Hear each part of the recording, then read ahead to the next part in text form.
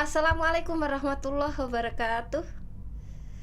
Sahabat Abu Bakar, jumpa lagi dengan kami dengan jargon berprestasi dan menginspirasi. Sebelumnya kita kenalan terlebih dahulu. Saya Rina sebagai host, sebelah kanan saya Nama saya Naila Ashifa, biasa dipanggil Naila, asalnya dari Yogyakarta.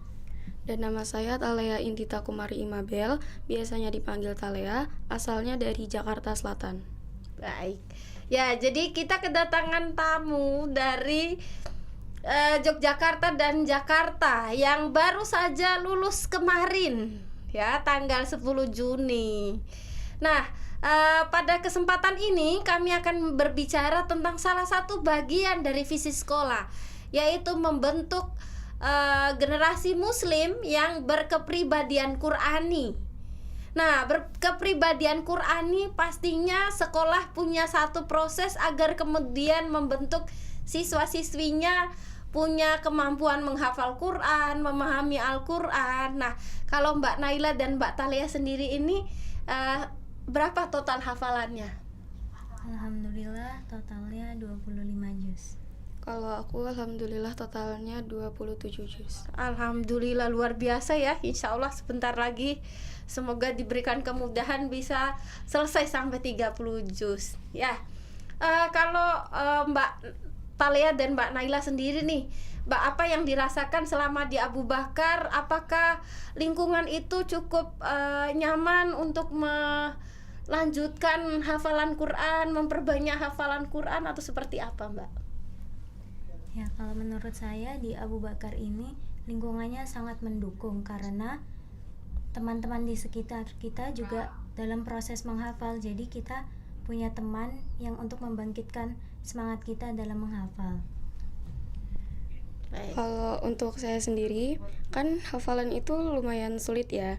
Tapi di Abu Bakar ini kita diberikan beberapa fasilitas gitu, khususnya boarding yang waktunya tuh jauh lebih banyak ya dengan Al-Quran. Untuk menghafal, murajaah, tilawah itu kan lebih banyak. Apalagi lingkungannya semuanya sama-sama berjuang gitu loh untuk menghafal, jadi lebih didukung lagi. Oh ya, baik. Ya, jadi sekolah punya dukungan yang luar biasa untuk membentuk agar murid-muridnya itu punya kemampuan menghafal gitu ya. Nah, kalau Mbak Naila dan Mbak Talea nih, bagaimana sih caranya mengatur waktu sehingga sehari bisa hafalan ya lumayan begitu ya, dengan capaian yang luar biasa tadi itu, bagaimana mengatur waktunya, Mbak Talea? Kalau dalam mengatur waktu, yang penting ya menurut saya itu konsisten sama prioritasnya. Jadi kalau misalnya kita bisa fokus di satu waktu, itu udah lumayan cukup buat menghafal, buat belajar. Itu yang penting kita fokus aja di satu waktu. Ya, dan biasanya waktu yang kita gunakan itu setelah tahajud dan sebelum subuh. Di antara waktu itu biasanya kita gunakan untuk menghafal karena biasanya kita otaknya masih fresh, jadi gampang untuk hafalannya itu masuk. Terus selain saat tahajud, biasanya juga malam hari sebelum tidur itu kita gunakan untuk hafalan juga. Wes, luar biasa ya. Artinya kalau mau ngafal, salah satunya adalah di waktu tahajud ya. Berarti nggak boleh tidurnya kebanyakan ya, sahabat Abu Bakar sekalian. Nah, kalau Mbak Naila dan Mbak Talea nih, selama di Abu Bakar sehari bisa dapat berapa halaman atau berapa lembar gitu pas setoran? Atau pernah dapat berapa lembar sehari paling banyak gitu? Siapa duluan boleh? Kalau saya di Abu Bakar ini paling sehari sehalaman. Kalau saya biasanya juga sehari sehalaman, tapi kayaknya terbanyak pernah 1 lembar. 1 halaman sehari 1 lembar ya. Artinya selama 3 tahun ya hafalannya jadi lumayan lah ya. Ya, jadi gimana sih menurut Mbak Naila sama Mbak Talea nih untuk bisa menghafal satu halaman, satu lembar sehari itu apa yang dilakukan?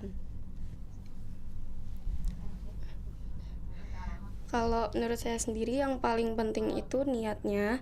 Kalau niat kan ya harus karena semata-mata karena Allah gitu ya. Kalau bisa itu dihilangkan niat-niat yang berbau duniawi.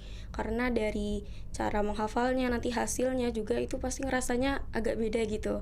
Terus yang kedua menurut saya itu kesungguhan dari diri sendiri, jangan dipaksa sama orang tua. Pokoknya harus dari diri sendiri. Terus juga sama optimisnya. Karena optimis itu kan penting ya, dia berpengaruh banget sama pola pikir kita. Kalau misalnya pola pikir kita nggak bisa, nanti juga prosesnya bakal lebih susah.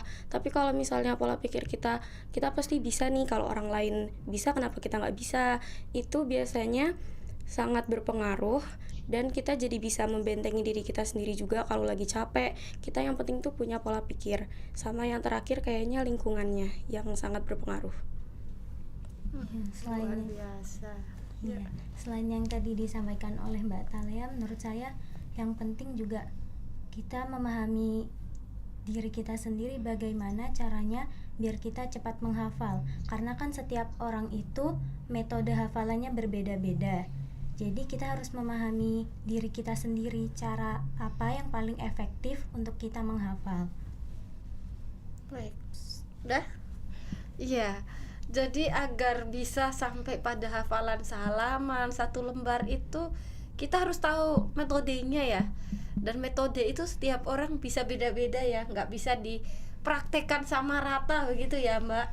Nah, di dalam menghafal pernah nggak ngalamin kesusahan dan apa yang dilakukan ketika ketemu dengan ayat yang bisa jadi ya sangat susah gitu? Tentunya dalam menghafal kami pernah menemukan di mana ayat itu sangat susah dan sangat sulit untuk masuk ke dalam otak kita. Nah, yang saya lakukan ketika menemukan ayat yang susah adalah saya membaca terjemahannya. Karena menurut saya dengan membaca terjemahannya, kita bisa lebih mudah untuk menghafalnya. Nah, setelah itu, kalau masih belum bisa, saya biasanya menenangkan diri dengan mengambil air wudhu, terus biasanya istirahat sebentar. Setelah selesai, setelah tenang dirinya baru mulai menghafal lagi. Kalau saya setuju ya apa yang tadi kata Naila. Betul, kalau misalnya biasanya tuh baca dulu terjemahannya jadi lebih gampang biar masuk otaknya.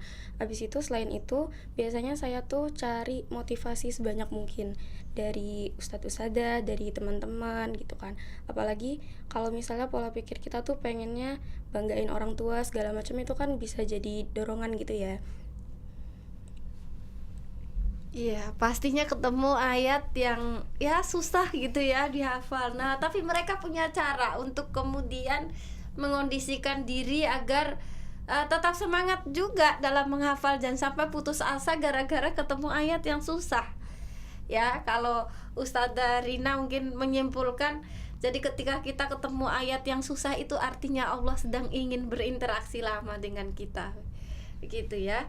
Nah, kalau buat dari Mbak Naila sama Mbak Thalia nih, apa sih kira-kira pesannya untuk SMP ITA Abu Bakar ini agar kemudian terus melahirkan orang-orang yang punya hafalan Quran lebih banyak, bahkan bisa sampai menjadi seorang hafidhoh begitu? Pesannya dari saya itu tuh terus menghafal Al-Quran, terus bareng-bareng sama Al-Quran. Pokoknya kalau udah sama Al-Quran tuh rasanya tuh beda gitu. Jadi kita tuh ngerasa lebih baik setiap harinya, ngerasa lebih berkah setiap harinya. Habis itu juga gak semua orang tuh kan bisa menghafal Al-Quran ya. Jadi ngerasa spesial di hadapan Allah tuh enak banget rasanya. Nah, kurang lebih sama yang disampaikan oleh Mbak Thalia. Kita harus menjadikan Al-Quran ini sebagai teman dalam kehidupan kita sehari-hari. Karena ketika kita sudah bersama Al-Quran, banyak privilege yang bisa kita dapatkan dalam kehidupan sehari-hari.